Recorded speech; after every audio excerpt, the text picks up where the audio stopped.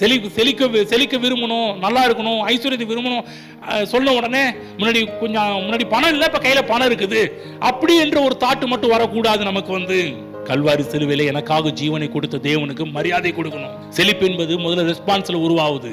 செழிப்பு என்பது என்னை கனம் பண்ணுகிறவன், முதலாவது கனம், கர்த்தருக்கு கொடுக்க வேண்டிய கனம். என்னை கனம் பண்ணுகிறவன் கனம் பண்ணப்படுவான். நம்ம எப்போதுமே செகண்ட் பார்ட் தான் விரும்புறோம். ஃபர்ஸ்ட் பார்ட் என்ன சொல்லப்பட்டிருக்கு கவனிக்க மறந்துடுறோம்.